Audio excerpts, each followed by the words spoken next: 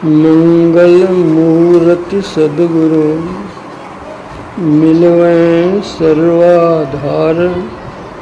मंगलमय मंगल करन विनवो बारंबार। धन्य धन्य सद्गुरु सुखद महिमा कही न जाय। जो कछु कहो तुम्हारी कृपा मोते कछु न बसाए।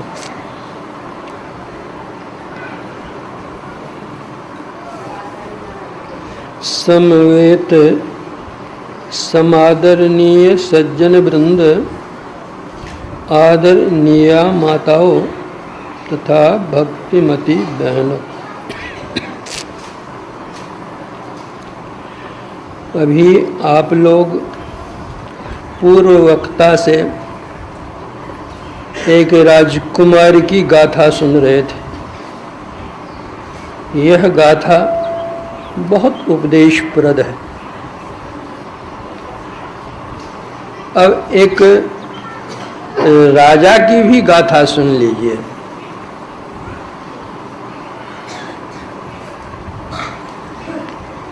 एक राजा था, वह शिकार खेलने के लिए जंगल गया।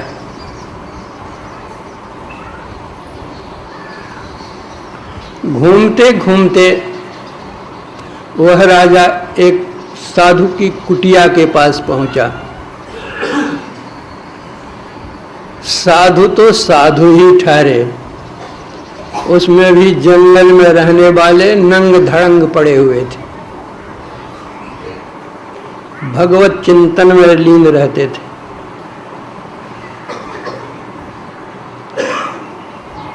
राजा वहां उपनीत होते हैं, किंतु न तो राजा साधु को प्रणाम करते हैं, न साधु उनके प्रति कुछ आशीर्वचन आदि कहते हैं।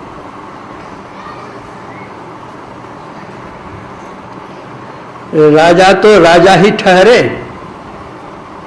उन्होंने अकड़ी हुई भाषा में कहा कि नंग धड़ंगे, तुम पहचानते हो मुझको, मैं कौन हूं?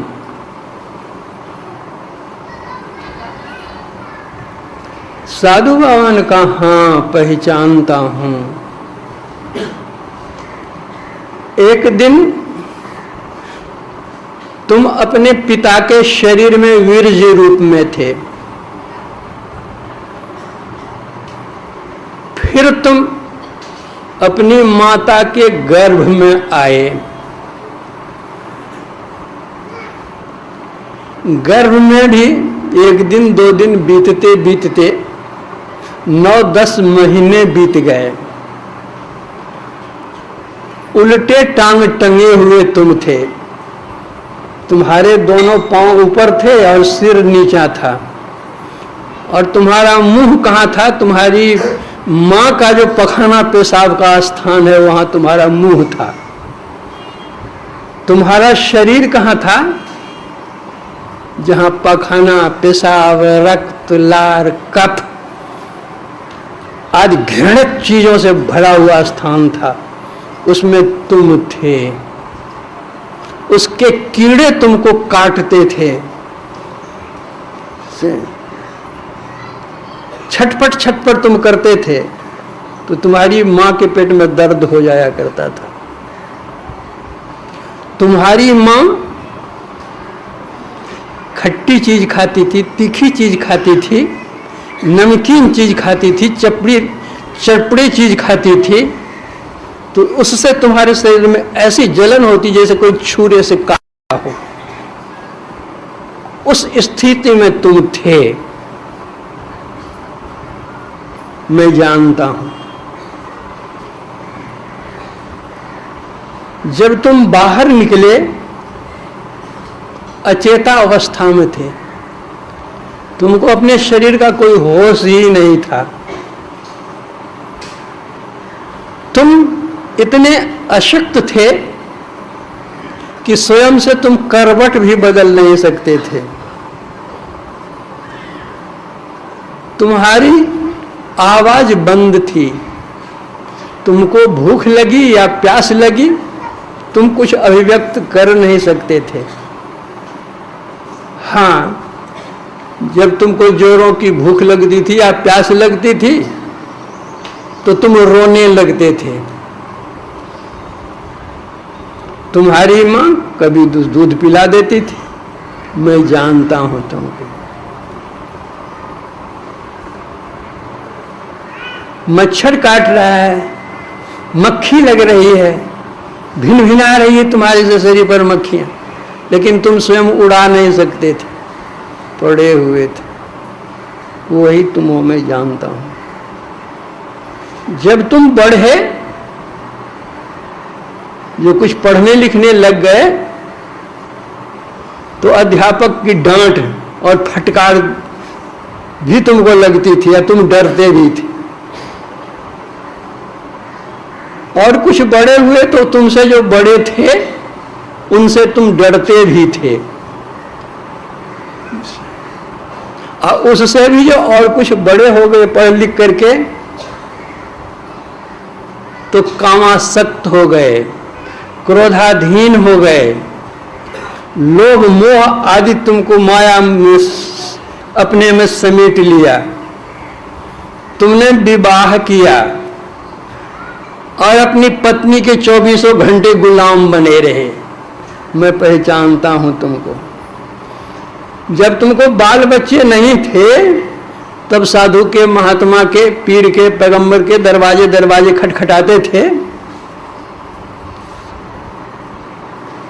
जवानी में तुमने क्या क्या किया सब तुम जानते हो, लेकिन एक दिन आएगा जब तुम बूढ़े हो जाओगे, तुमको कोई पूछेगा तक नहीं। सुनो, एक बहुत धनी आदमी थे, उनके 5 बेटे थे, कारोबार बहुत फैला हुआ था। जिसके 5 बेटे हों तो 5 बहुएं हो गई, बेटियां भी उनकी थी, तो पोते और नाती से घर भर गए। कायमाई बच्चे सब करते थे। तो तुम तो बुढ़े हो गए थे ना, वो बेचारा बुढ़ा हो गया, तो वो सुहाता नहीं था। तो मेरे बेटे से कहते थे, बहुओं से कहते थे, तुम्हारे बच्चे से इतने हल्ला क्यों कर रहे हैं, हटाओ इसको। तो तुम्हारी उसकी बहुएं आकर के अपने पति से कहती कि ऐसे ऐसे बूढ़ा बोल रहे हैं, तो ये बच्चे सब हैं, मैं क्या करूंगी। बच्चे उछलेंगे नहीं, कूदेंगे नहीं, खेलेंगे नहीं, धूपेंगे नहीं, तो मैं क्या करूंगी। तो बच्चों को तो मैं हटा नहीं सकती। तो यह कीजिए कि बूढ़े बाबा को ऊपर 3रे मंजिल पर रख दीजिए, वहां कोई बच्चा जाएगा ही नहीं, आराम से रहेंगे। एक घड़ा पानी वहां रख दीजिए, जब उनकी इच्छा होगी पानी पिएंगे, और एक घंटी उनको दे दीजिए कि जब भूख लगी तो घंटी बजाएंगे। तो जाकर, हम लोग तो 5-6 ही हैं, जाकर खिला दूंगी उनको, चाहे नौकर के द्वारा, नौकरानी द्वारा भेजवा दूंगी। तो बेचारे करते क्या, का ठीक है वैसा ही सही। जाकर 3रे मंजिल पर उनको रख दिया गया, रह रहे हैं। जब भूख लगती तो घंटी बजाते, तो यहाँ से कोई कुछ लेकर के जाकर दे दे, खिलाने पिलाने, खाते कर बेचारे। संजोग से उनकी लड़की आई ससुराल से बहुत दिनों के बाद। तो पिताजी कहाँ, तो पिताजी ऊपर 3रे मंजिल पर है। तो चली गई भेंट करने के लिए, उसके साथ में एक छोटा बच्चा उसका था। तो बच्चे की माँ तो अपने बाप से बात कर रही थी, और वो बच्चा जो था वहाँ पर जो घंटी रखी हुई थी वो उठा लिया, टुन टुन करके उसको आवाज़ मालूम पड़ी, बड़ा अच्छा लगा उसको। घंटी उठा करके माँ के साथ नीचे चला आया। अब ऊपर में घंटी है नहीं, बजावेगा कौन, आवाज़ होगी कहाँ से, और खाना पहुँचेगा कहाँ से। अब उसके मन में होने लगा, लोगों के मन में 4-5 क्या कहते वे लोग थी ना, तो उसके मन में हो कि वो पहुँचाती होगी, चाहे वो पहुँचाती होगी, चाहे वो पहुँचाती होगी। और पहुँचाया गया कुछ भी नहीं, 1 2 3 4 कई दिन बीत गए, भूखे प्यासे रहकर बेचारे का राम नाम सत्य हो गया। तो एक दिन ऐसा भी होने वाला है, वही तुम पहचानता हूं। कंधे पर उठा करके ले जाया जाएगा स्मशान घाट। तुम्हारे साथी संगी लोग कहेंगे राम नाम सत्य है, यही सबका गत है, ये सुनाते हुए चले जाएंगे। इतना तक तो मैं जानता हूं, उसके बाद तुम कौन हो सबको। राजा अवाक हो गया, कोई जवाब नहीं था। है क्या यह जीवन, है क्या?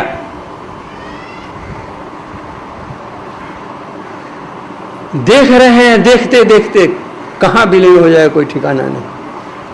कितना भी कोई ऐश्वर्य हो, कुछ हो। किसी सुभाषितकार ने कहा है, असन के लिए नाना प्रकार के अन्न, मेवा, मिष्ठान, दुग्ध, घृत आदि से भरा हुआ भंडार हो। वसन के लिए जाड़ा, गर्मी, वर्षा आदि ऋतुओं के अनुरूप ऊनी, सूती, मलमल, मखमल आदि वस्त्रों का आगार हो। अयन के लिए गगनचुंबी अट्टालिका हवादार और खिड़कीदार हो। शयन के लिए दुग्ध फेन के समान सुकोमल, स्प्रिंगदार और गद्दादार शयन कक्ष हो।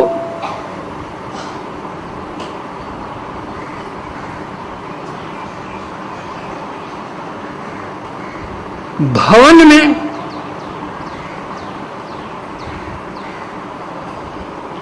कामिनी के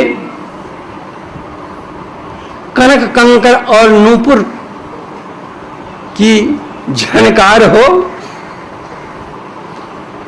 बच्चों की किलकार हो। भ्रमण के लिए सर्वश्रेष्ठ वातानुकूलित कार हो।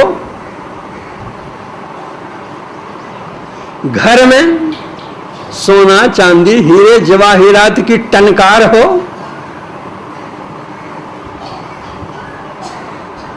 मन बहार के लिए दरबार के सामने ही खिले अधखिले फूलों की कतारें हजारों हजार हों।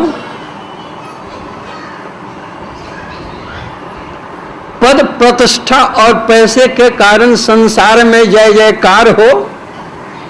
किंतु यदि अपना भीतर अंधकार हो तो सारा भविष्य हाहाकार हो।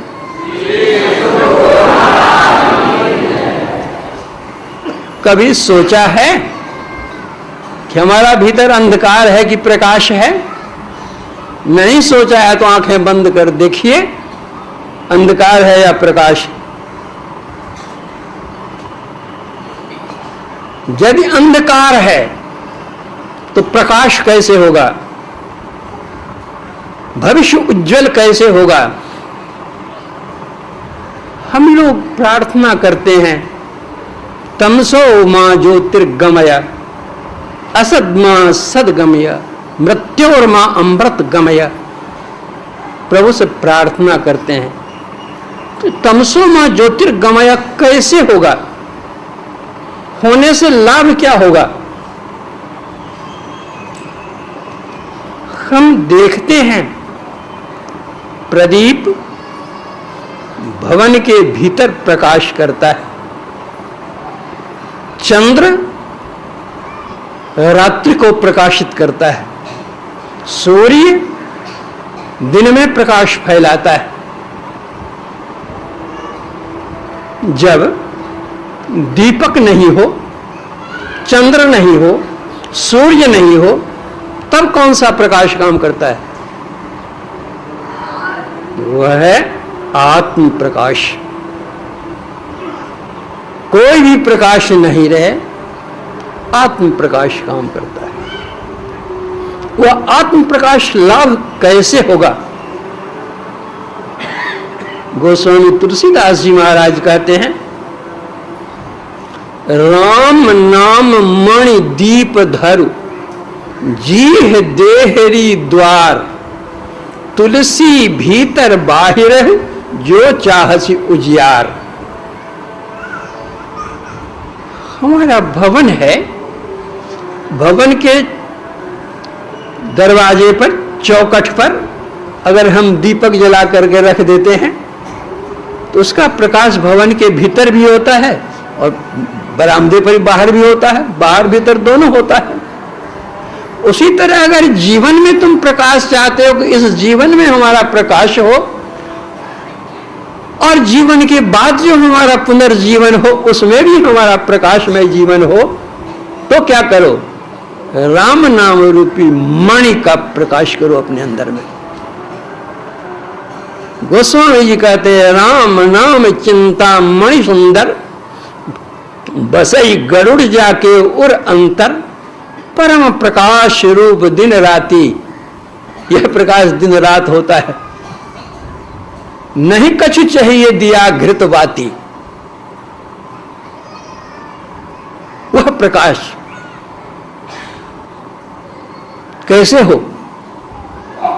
संतों से हम पूछते हैं।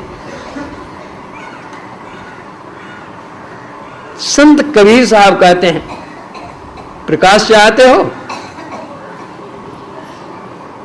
अपने घट दिए ना बारूरे, नाम के तेल सुरत की बाती, ब्रह्म अगिन उदगारू रे। जगमग ज्योति निहारू मंदिर में, तन मन धन सब बारू रे। झूठी जान जगत की आशा, बारंबार विसारू रे। कहे कबीर सुनो वै साधो, आपन काज संवारू रे।